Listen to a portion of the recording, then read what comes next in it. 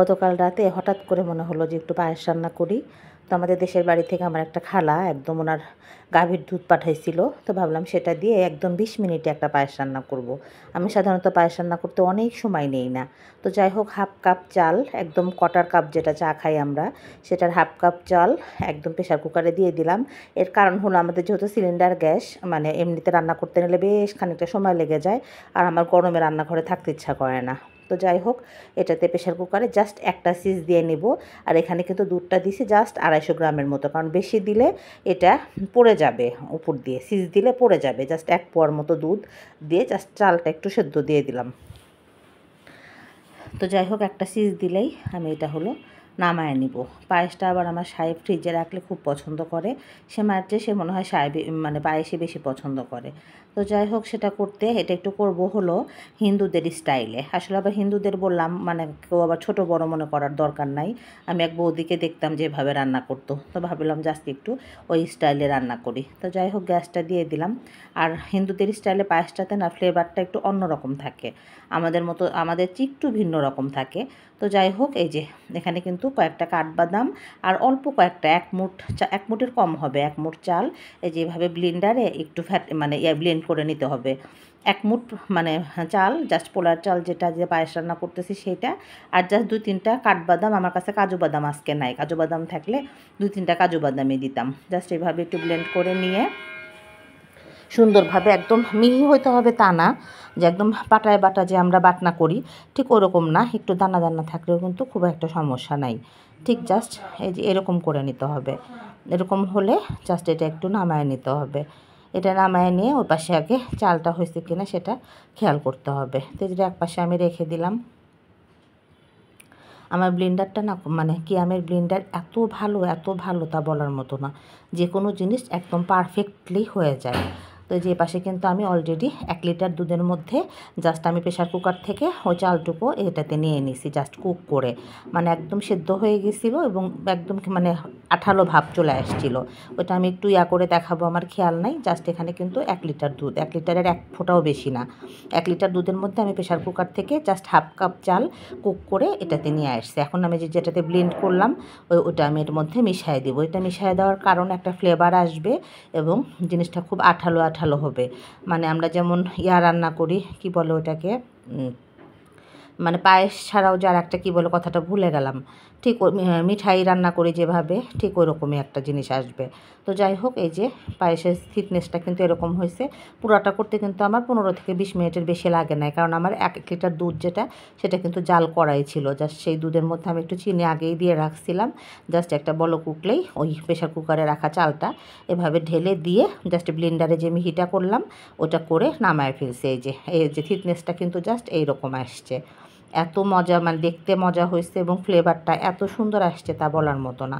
তো যাই হোক, আমার পুরো রান্নাটা করতে কিন্তু 20 থেকে 25 মিনিটের বেশি সময় লাগে নাই। এই কারণে আমি মানে পায়েসের ক্ষেত্রে বা মিষ্টান্নর ক্ষেত্রে আমি ব্লেন্ডারটা, মানে প্রেশার কুকারটা প্রিফার করি বেশি গরমের সময়, কারণ পায়েস রান্না করতে অহেতুক চুলার পারে অনেকক্ষণ থাকতে হয়।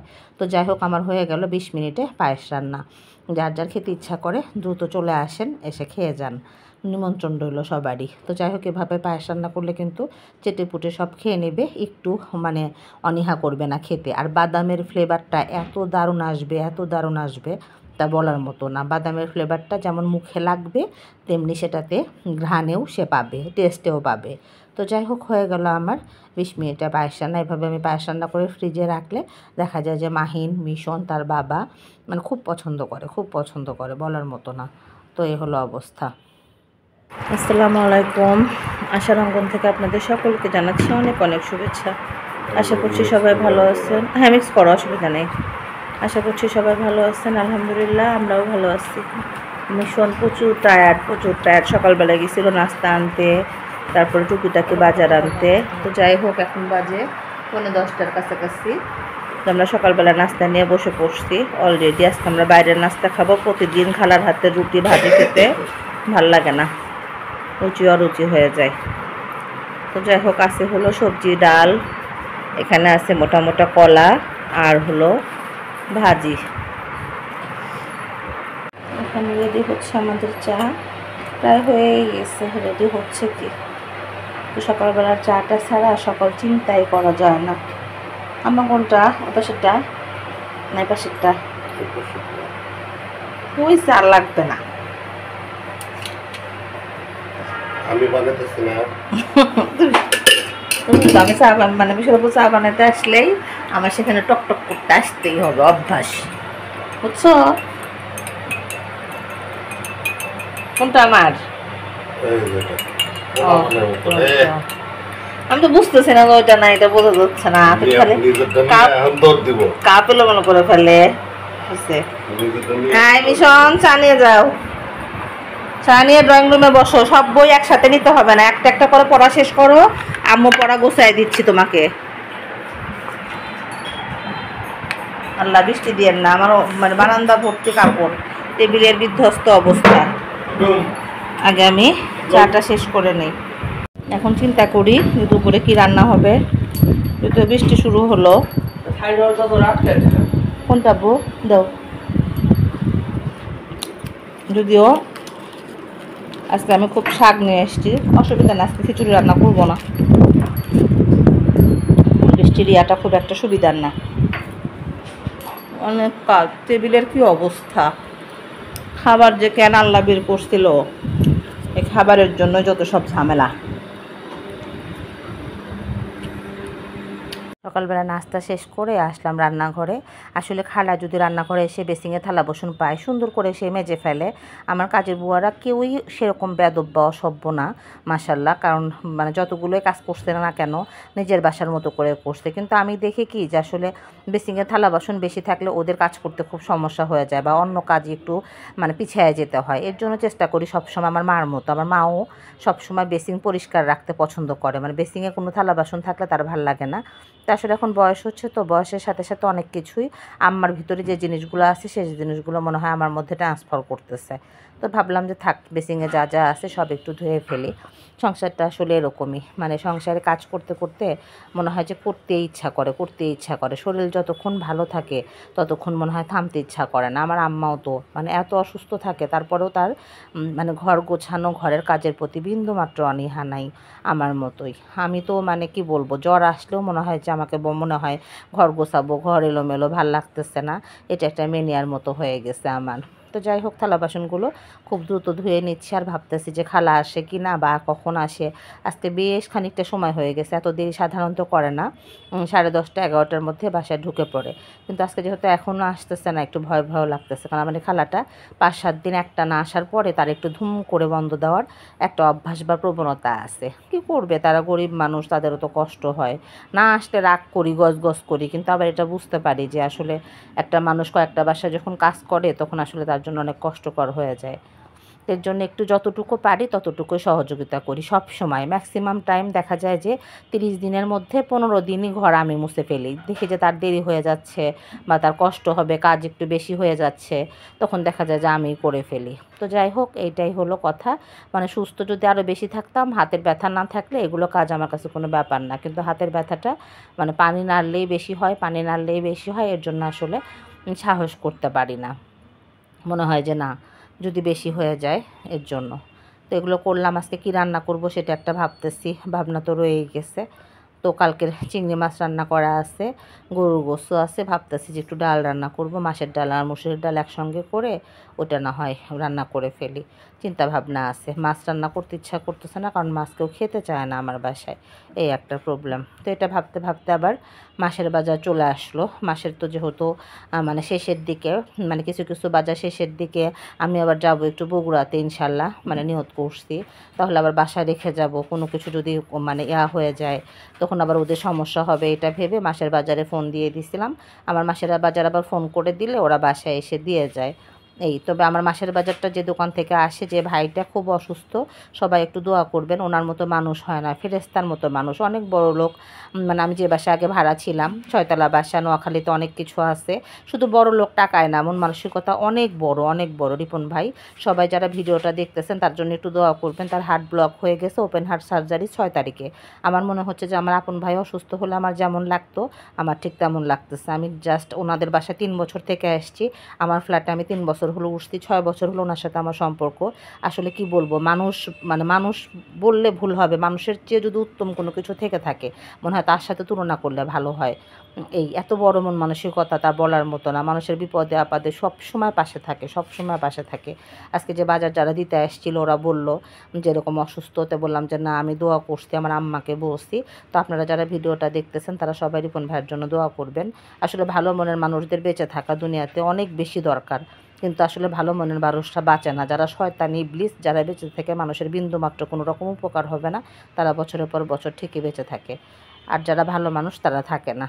তো যাই হোক, এপাশে আমার ভাতটা হয়ে গেল, আর এপাশে একটু ডাল উঠায় দিলাম প্রেশার কুকারে, নতুন প্রেশার কুকারে মাছের ডাল আর মুগের ডালটা অ্যাড করে একসঙ্গে দিয়ে দিলাম যে হয়ে যাক।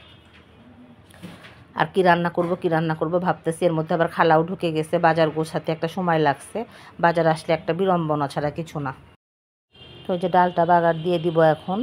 আজকে ডালটা যেন কেমন, মানে মাছের ডাউলের সাথে আমি মুগের ডাল কখনো অ্যাড করে রান্না করি নাই, আজকেই করলাম। যাক, নতুন টেস্ট ভাবা যাক। আর চুলার কি বিজি খিস্ত্রি অবস্থা হয়েছে। আমি মনে হয় গতকালকেও সুন্দর করে চুলা ক্লিন করছি, বাট রান্নাঘরে আসলে চুলার দশাটা এরকম হয়ে যায়। আর ছোটো রান্নাঘর তো কী করবো, আর যতই মেনটেন করতে চাই না কেন করা যায় না। আজকে ডালে আমার হলুদটা বেশ খানিকটা কম হয়েছে, একদম ফ্যাকাশে মনে হচ্ছে। যাক, এখন আর এক্সট্রা হলুদের কোনো টেস্ট নাই, দেখতে হয়তো একটু খারাপ লাগবে, লাগুক। আর ওই যেটা বলতেছিলাম যে ইয়ার মধ্যে বাজার গোছায় রাখতে দেখা যায়, আমি তো সব রান্নাঘরে রাখি না, কিছু আবার স্টোরের মধ্যে রাখি, ওখানে রাখতে দেখা যায় যে অনেকটা সময় চলে যায়। তারপর আসলাম একটু কলমি শাক ভাজি করতে। শাক ভাজিটা আমি সাধারণত খুব একটা করি না, আজকে মনে হলো যেন একটু করি। লাইফে মনে হয় ফার্স্টই করতেছি কলমি শাক ভাজি আজকে। তো যাই হোক, কলমি শাকটা আবার আমার সাহেব খুব পছন্দ করে। এটা কোনো কলমি শাকটা কিন্তু উপকারেও বটে। পালং শাক, তারপর আবার পুঁই শাকে যেমন একটু অ্যালার্জি থাকে, কলমি শাকে কিন্তু সেটা থাকে না। জাস্ট এক আটি শাক, তাও মনে হয় আমার বেঁচে যাবে এরকম অবস্থা। তা ভাবলাম যে না, একটু ভাজি করে ফেলে ওর বাবার জন্য, ভালোই লাগবে, খারাপ লাগবে না। তা আমি সবসময় কলমি শাক কিন্তু এক আটি নিয়ে আসি, 2 আটি আনলে 1 আটি খালাদের দিয়ে দিই। কারণ ওর বাবা ছাড়া শাক তো আসলে আমি খুব একটা যে পছন্দ করি তা না। আর এখনকার যুগে ছেলেপেলেরা তো শাক পাতারি খেতেই চায় না, এটা তোর বলে আর কি লাভ। তো যাই হোক, এই যে শাক কিন্তু অল্প, আজকে একটু তাও বেশিও হয়েছে, এর চেয়ে মনে হয় কমে যায় আরও। এই আর আমি ভাজি করছি তো এর জন্য তেলটা একটু বেশি হয়ে গেছে। আমার এই খালা কিন্তু খুব কম তেল ইউজ করে, মাশাআল্লাহ, এটা একটা ভালো দিক, আমার কাছে খুব পছন্দ এটা। কারণ আমার কথা লাগলে পরে দেওয়া যাবে, তেলটা অতিরিক্ত দিলে সেটা শরীরের জন্য কখনোই ভালো না। তো যাই হোক, আমি ভাজি করলাম দেখে মনে হয় একটু বেশি বেশি লাগতেছে, তো ব্যাপার না, সাহেবকে বলে খুব খুশি হয়ে যাবে। এই যে কলমি শাক ভাজি। আর আম্মা আসার কথা, পচে আসি যে কখন মনে হয় আম্মা আসে, কখন মনে হয় আম্মা আসে। গোছ গাছ বাকি আছে, আম্মার জন্য অপেক্ষা করতেছি যে আম্মা আসলে এই গোছ গাছ না হয় শুরু করে দিব ভাবছি। তো যাই হোক, আমার পালং শাক, কলমি শাকটাও রেডি হয়ে গেল আজকে। আর পাশের চুলায় হলো ডাল। আর এখন একটু লাউ আর চিংড়িটা গরম করে ফেলবো, গরুর গোশটা গরম করে ফেলবো।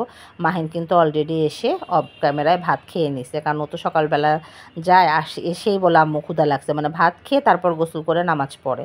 আসলে আমি বাচ্চাদের সাথে নেওয়া হেতু ক্যাটক্যাট করা আমার একদম পছন্দ না। অনেক মারা আছে যে ছোটো জিনিস একদম চিল্লা পাল্লা করে অস্থির হয়ে পড়ে, ও পছন্দ করে এসে খেতে, আমার সমস্যা কি? আমি সেভাবেই কিন্তু মেনটেন করি, কারণ বাচ্চারা বড় হয়ে যাবে, এক সময় দেখা যাবে যে ওদেরও ব্যস্ততা শুরু হয়ে যাবে, টাইমিংয়ের মধ্যে চলতে হবে। এর জন্য আমি চাই যে না, একটু ফ্রিডম দিতে। ও পছন্দ করে এসে খেয়ে একটু রেস্ট নিয়ে তারপরে ধীরে সুস্থে গোসল করে নামাজ পড়তে। তো এটা বড় কোনো ব্যাপার না, আমি সেভাবে নিজেকে মেনে নিয়ে মানায় নিয়ে চলি। অহেতুক কোনো ব্যাপারে বাচ্চাদের সাথে চিল্লাচিল্লি বা নিয়মটা ঘাড়ের উপরে চাপায় দেওয়া, এটা আমার পছন্দ না। তো যাই হোক, এই যে বাইরের আবহাওয়াটা কিন্তু খুব বাতাস, আজকে প্রচণ্ড পরিমাণে বাতাস, বৃষ্টি বৃষ্টি ভাবও আছে। কতবার যে কাপড় তুললাম আর উঠালাম এর কোনো ঠিক ঠিকানা নাই, প্রচণ্ড পরিমাণে। আর এই যে আমার তো বারবার রান্নাঘর থেকে যাওয়ার সময় মনে হয় আরও মুছি, যতই মুছি না কেন আমার মন ভরে না, মনে হয় চকচক করে না কেন। বাজে 3টা, আজকে একদম সকাল থেকে মনে হয় যে ঝড় বৃষ্টি জলোচ্ছ্বাস সব কিছু একসাথে আসতে গেছিল, বাট এখন আবার সব থেমে গেছে। এই যে বৃষ্টি হয় নাই, কিন্তু আমাদের এদিকে প্রচণ্ড পরিমাণে বাতাস ছিল, এত বাতাস তা বলার মতো না। তো যাই হোক, এখন আর নাই। এই যে ওয়েদারটা মনে হচ্ছে যে একটু চেঞ্জ হয়ে গেল, কিন্তু মাঝখান থেকে আমাকে কাপড় চোপড় সব তুলতে হলো। তো যাই হোক, এই মাত্র কাজ শেষ হয়েছে, এখনও ভাত খাই নাই, বড় ছেলে খাচ্ছে, ছোটো ছেলে স্কুল থেকে এসে খেয়ে নিছে। আর আমি এখন খেয়ে নিব ভাবতেছি। খালা আসছিল দেরিতে, খালা দেরিতে এসে ঘরটার মুছে দিয়ে চলে গেছে। তো যাই হোক, সব লাগানো তো সাইড থেকে নিতে হবে। আর হয়েছে মানে সব লাগানো, এই কারণে যে সব কিছু অন্ধকার মনে হচ্ছে, লাইট না দিয়ে রেখে দাও। আর এই যে পাশে মাহিন নামাজ পড়তো, পড়ো না এখনো নামাজ? আচ্ছা, সব মাহিনের রুমে কাপড় চোপড় একদম একটা টানানো আছে, ওখানে সব রেখে দেওয়া হয়েছে। নামাজ তো কাজা হয়ে গেল মাহিন, তোমার 3টা বেজে গেছে। জানি এখন তাহলে এখন ভাত খেয়ে নেই, খেতে ইচ্ছা করতেছে না, কিন্তু এখন না খেলে আবার 4টার দিকে প্রচুর পরিমাণে ক্ষুধা লাগবে, এই হলো অবস্থা। তো যাই হোক, দেখা হবে আবার বিকালে। ওর বাবা একটু বাইরে গেছে, যেহেতু কাল দিন পর চিন্তা ভাবনা আছে বগুড়ার উদ্দেশ্যে রওনা দেওয়ার। এখন দেখা যাক আল্লাহ কি করে। এর মধ্যে ওয়েদারটা খুব একটা খারাপ যাতে না হয় এই চিন্তাই করতেছি, তারপরে দেখা যাক। আসের রাজান দিচ্ছে। মিশর আব্বু গেছিল একটু বাইক সার্ভিসিং করতে, সেই মিরপুরে। তো যাই হোক, দুপুরবেলা তো আর আসতে পারে নাই। তো জিজ্ঞেস করলাম যে ভাত খাবে নাকি, গোসল করে এসে খাবো। আমাদের এখান থেকে আবার বাইক সার্ভিসিংটা, বাইকটা নিচ্ছে হলো মিরপুর থেকে, এই কারণে এখন আর কিছু বাড়াবাড়ি করবো না। বাড়াবাড়ি করলে আবার ধুতে হবে, অলরেডি হাত ব্যথা করতেছে, ভালো লাগে না কিছু আসলে। এই একবার এক একজনের খাওয়া, সবাই একসঙ্গে খেলে ঝামেলাটা শেষ হয়ে যায়, কিন্তু সময় তো সবসময় একরকম থাকে না, এরকম। তো যাই হোক, টেবিলে দিয়ে দিই সব। রাতে কী করবো সেটা ভাবতেছি। ও মাই গড, মিশর আপু সমস্যা হবে না, শাকভাজি তার খুব পছন্দ। শাকভাজি আর ডাল হলে তার আর কোনো কথা নাই, কিন্তু ছেলেদের রাতে তো কী করবো, মানে আজকে দুপুরবেলা কেন যেন একটু অমনোযোগী মনে হয় ছিলাম, রান্না কী দিয়ে কী করবো বুঝতে পারলাম না। আবার বিকালে দেখা যাচ্ছে যে হচ্ছে, মেঘলা মেঘলা হয়ে যাচ্ছে। যদি ভাবতেছি যে খিচুড়ি রান্না করবো নাকি, সেটাও বুঝতে পারতেছি না। তো দেখা যাক, টেবিলে সব দিয়ে দিই। চিংড়ি মাছ আছে, চিংড়ি মাছ দিয়ে ডাল দিয়ে শাক দিয়ে, ও মাই গড, এই যে সব দিয়ে দিলাম। হাঁড়ি পাতিল একদম ভর্তি করে ফেললাম 4টা। কারণ এখন কোনো কিছু বাড়াবাড়ি করলেই আবার ধুতে হবে। এত থালা বাসন ধুতে ধুতে না হাত ব্যথা হয়ে যায় আমার, থালা বাসন ধুতে ইচ্ছা করে না। খালা ধুয়ে দিয়ে যায়, তারপরেও মানুষ নাকি কেমন জমায় রাখে, আমি তো আবার জমায় রাখতে পারি না, এই একটা সমস্যা। তো যাই হোক, তারপর আবার চাটা না হয় উঠাই দিয়ে এখন নামাজ পড়ে চা বানাবো নাকি আগে করবো। আচ্ছা, চাটা খেয়ে না হয় নামাজ পড়ে। আচ্ছা, চাটাকে উঠাই দিই। চারদিকে অন্ধকার হয়ে আসতেছে, মনে হয় বৃষ্টি চলে আসবে, আর মনে হচ্ছে কালবৈশাখী ঝড় শুরু হয়ে যাবে। এখন কিন্তু মাত্র 5:30 বাজে। তো যাই হোক, সবাই ভালো থাকবেন, সুস্থ থাকবেন, আশার অঙ্গনের সঙ্গে থাকবেন, আমার চ্যানেলটি সাবস্ক্রাইব করবেন, সেই সাথে গঠনমূলক সমালোচনা করবেন। তবে আজ এই পর্যন্তই, আল্লাহ হাফেজ।